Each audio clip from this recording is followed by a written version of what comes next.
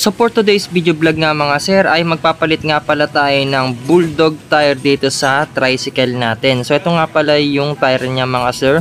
Ayan, ito po yung sukat niya 2.50 by 17. So bali sa likod at sa may side wheel natin papalitan dahil sumabog yung gulong natin. Tapos ang ilalagay nating interior dito ay Howie na brand. So ito mga sir, binili po natin ito sa RS Camagay at worth 1,100 pesos lang po yan mga sir. At complete package na po yan mga sir, ikakabit na lang ito ng mekaniko natin. At ito nga mga sir, yung rim pala natin sa likod, ang sukat nga po pala niyan ay size 1.4. Tapos dun sa harap ay size 1.2 na Vans Boy. So shoutout sa tropa natin dito sa RS Camagay. So kahit sinisikwat nila yan mga sir ay wala pong bahid ng manong biyan dahil maingat po yung mga mekaniko natin dito.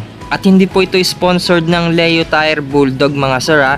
At bago tayo bumili nito mga sir ay nag-canvas muna tayo, nagtanong-tanong muna tayo sa mga tricycle driver kung ano nga po pa yung pinakamagandang gulong, budget meal at pangmatagalan mga sir. So sabi nila Bulldog daw po talaga yung pinakamaganda. So comment nyo naman dyan sa baba kung anong gamit ninyong mga gulong ninyo sa tricycle ninyo.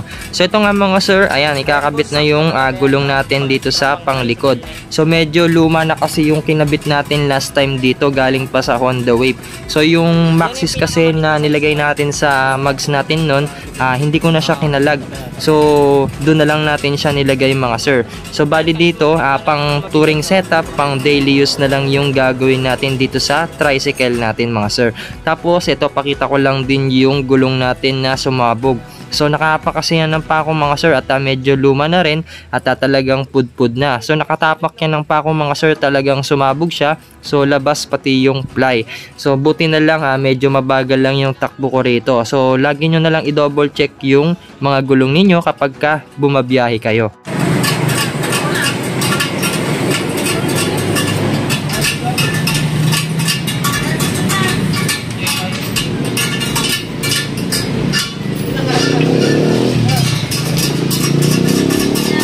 Sabi ni boss dito, mas maganda daw yung Bulldog kaysa sa Sapphire. Kasi kapag katagalan yung Sapphire, nag-iimulmul. Kaya ito yung sinuggest.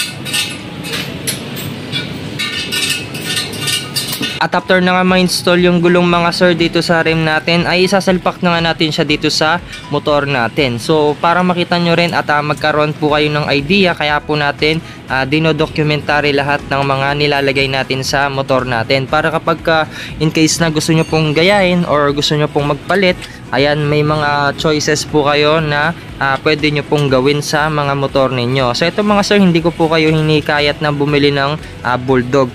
So ito po, survey ko lang po ito kasi sa mga tricycle driver at ito yung sinasuggest po nila. Ayan, so baka Bulldog, baka naman. Ayan, so yung size naman ng gulong natin dito sa harap mga sir ay 60 by 80. So kapag napudpud na to ay magpapalit din po pala tayo ng medyo mataba para bumagay dun sa panglikod natin at mapang service natin siya pang daily. Tapos yung sukat pala ng sprocket natin dito ay 15 by 36.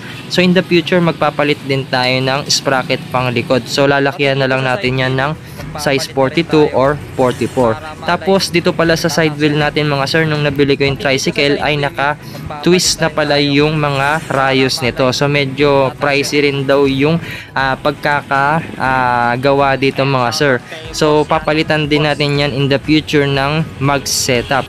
So baka i-tubeless ko rin siguro, baka magpapalit din ulit tayo dito sa may side wheel natin. Pero abangan nyo na lang yung mga susunod na mangyayari sa ikakabit natin sa mga motor natin dito mga sir. At ito nga mga sir, bigyan ko lang din kayo ng tip pagka magpapalit po kayo ng gulong sa likod at naka-tricycle po kayo mga sir.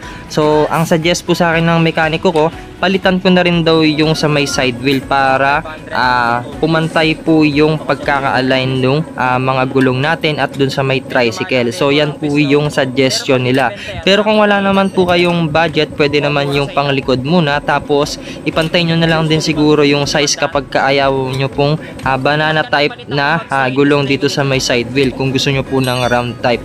So ang suggest po kasi nila pagka pang daily at pang matagalan, banana type po talaga yung sinasuggest nila na gulong dito sa panglikod natin at dun sa may side wheel. Para kapag ka lalagay po tayo ng mga mabibigat at kung may mga pasero po tayo na kamag-anak natin na gusto nyo pong isakay lahat, ay kakayanin po nung gulong natin pati yung sa may rim set natin. So ito, ibibigay na natin yung pinagpalitan natin kasi nire-recycle daw po yan ni Tatang. Ayan. So ito na po yung gulong natin sa side wheel mga sir. Malapit na nga po siyang ma-install. At tatapat nga lang po pala ito ng ADESA dito sa may RS Camagay mga sir. Ayan, makikita nyo yung mga sticker natin dyan. Kapag gusto nyo pong magpagawa, visit lang po kayo dito sa Paniki Tarlac. Ayan. So ito nga po, mura lang po yung labor dito mga sir. Punta na lang po kayo dito para maka-discount po kayo. At ito nga mga sir, pakita ko lang din yung diskarte ng mekaniko natin kapag gusto po ninyong mag-DIY. Pwede nyo pong gayahin yung gagawin niya dito mga sir para hindi po kayo mapito at pang matagalan po yung gulong natin para hindi po madaling masira at tamang PSI lang din po yung susundin natin. So may mga nakalagay pong PSI dyan sa mga gulong ninyo mga sir. So sundin nyo na lang po yung PSI dyan mga sir. Mga ilang taon to bago maputput boss? Pag araw-araw ginagamit. Matagal din no? Isang taon din.